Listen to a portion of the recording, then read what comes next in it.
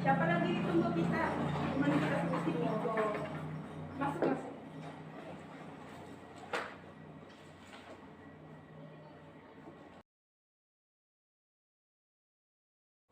Mak, yan lama. Iya, Pak. Yuk kita ngerjain tugas. Sudah apa kita ini? Tugas etika Kristen.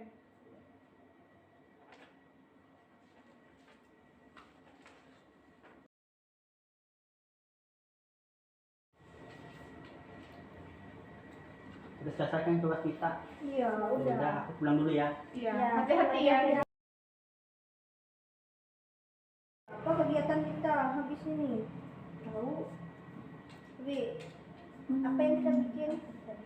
Gimana kalau kita nongkrong? Nongkrong. Di mana? Sudah selesai. Iya. Terserah di mana kita cari tempat.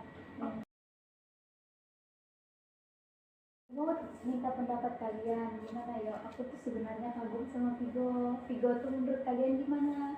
Aku juga. Maka kita dua sama kagum sama si Pigo. Kalau kamu, Hah? Apa yang dikagumi dari Pigo? Pigo tuh pintar, ganteng loh. Dia baik, ramah sama orang. Masa kamu nggak suka sama si Pigo Iya juga? sih, emang baik. Tapi apa yang kalian suka dari Pigo tuh selain itu? Ya dari sukanya dari pribadinya, tingkah lakunya gitu. Nggak dari tingkah lakunya, dia tuh juga pintar orangnya. Kalau aku sih enggak, biasa aja. Kita kan temenan sama Pigo. Masa Iya. kalian suka sama Pigo? Iya, kami dia suka sama Pigo. Kita nongkrong ke kafe. Oh iya, kita ajak Fitri aja. Yuk, cek Fitri. Ya. Aduh, Fitri bilang dia nggak bisa, dia sibuk. Gimana Oh dong? iya, yuk kita dua aja.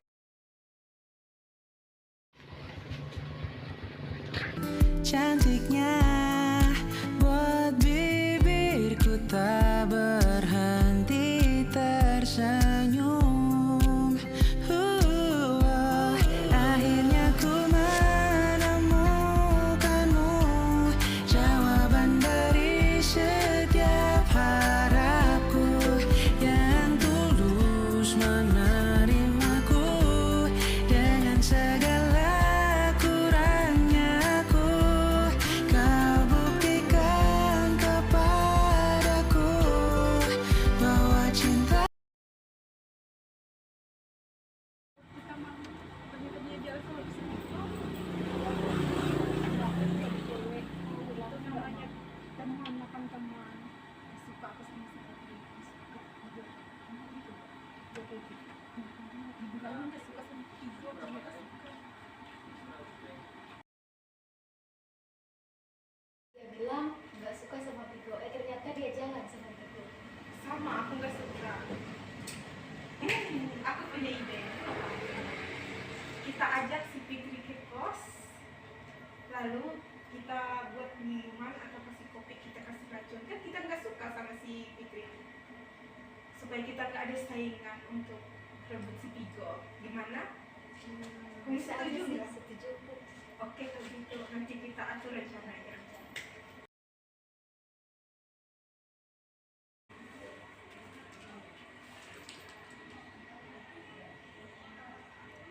Siap. Oke, gimana kalau kita masukin kayak sebelum Dia datang.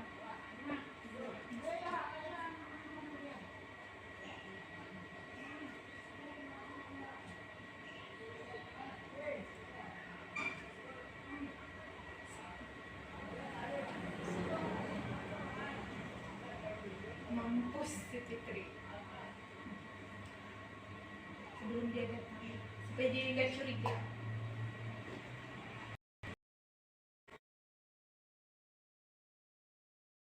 Oke, jadi kamu kesini?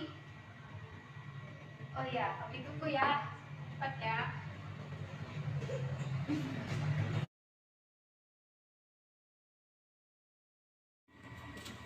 Halo. Udah lama ya? Say. Sini, Say. Duduk. Minum. Spesial untuk kamu. Terima kasih. Iya. Kalian ngapain aja?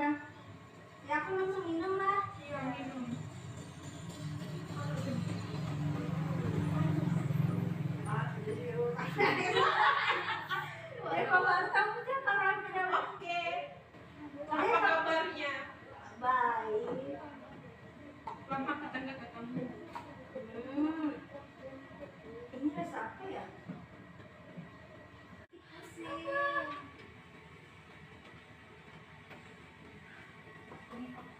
Berhasil. Kita dua campur ya belum beli di sini. Tiba nafas di ujung hala, mata tinggi tak sanggup Kesimpulan dari video tadi, Menalisti dan Sepri membunuh sahabatnya sendiri yang bernama Fitri. Cemburu yang membunuh, kita selalu mengasumsikan bahwa cemburu adalah ekspresi cinta, namun cemburu karena melihat pasangan ada kemesraan. Maka dengan itu, Menalisti dan Sepri akan membunuh sahabatnya Fitri dengan memberikan racun ke dalam minuman. Pembunuhan itu disebut dengan pembunuhan berencana. Karena iri hati kepada sahabatnya, tentu ada kebencian yang dirasakan. Ada yang salah dalam memaknai cinta, bahwa perlu kita menyadari bahwa kecemburuan sebagai emosi negatif bukanlah faktor tunggal terjadinya femisida. Namun akar masalah tetap merujuk kepada kebencian terhadap perempuan atau subordinasi perempuan dalam sistem sosial patriarki. Tentu nilai mempengaruhi cara pandang tentang cinta dalam sebuah hubungan anak remaja. Padahal seharusnya cinta itu membebaskan dalam artian memposisikan dari sebuah subjek bukan objek cinta, yaitu ketika kita tidak berfokus kepada bagaimana agar dicintai, tetapi belajar bagaimana mencintai orang lain. Belajar mencintai akan menumbuhkan cinta yang sehat dan yang terus bertumbuh dengan sifat-sifat memberikan dan mendukung potensi pasangannya. Nah, apakah lantas kita tidak boleh cemburu? Dengan memahami bahwa cemburu adalah tanda tidak ingin ada sesuatu yang hilang dari yang sedang atau dimiliki, maka cemburu sejati bukanlah tanda cinta, tetapi itu egoisme. Dengan mengubah cara pandang tentang cinta, mungkin kedepannya kita tidak lagi menemukan sahabat yang iri dengki sehingga melanggar hak asasi manusia itu sendiri karena adanya cemburu dari sahabatnya sendiri. Saran dari video tadi, video ini hanya sebagai cerita atau contoh atau gambaran untuk kita supaya tidak ditiru apalagi dilakukan. Kita sebagai anak Tuhan dapat melakukan hal-hal yang positif, gunakan moral dan etika ataupun tingkah laku kita ke jalan yang benar. Tunjukkan karakteristik fungsi etika dalam kehidupan kita. Etika mengajarkan kita sebagai panutan arah tujuan hidup kita. Fungsi dari etika yang juga banyak membuat contoh yang besar dalam kehidupan kita.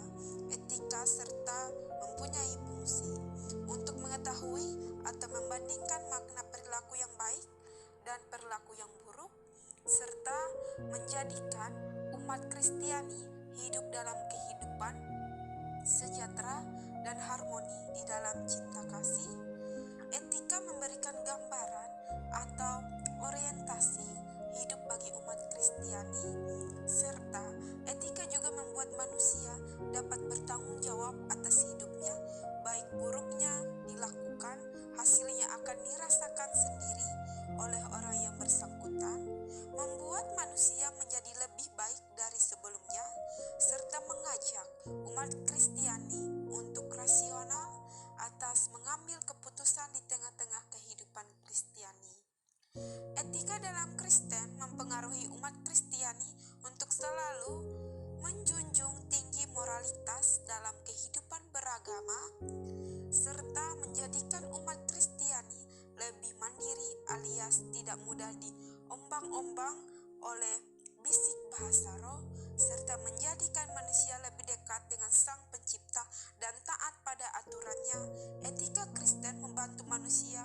dapat menyelesaikan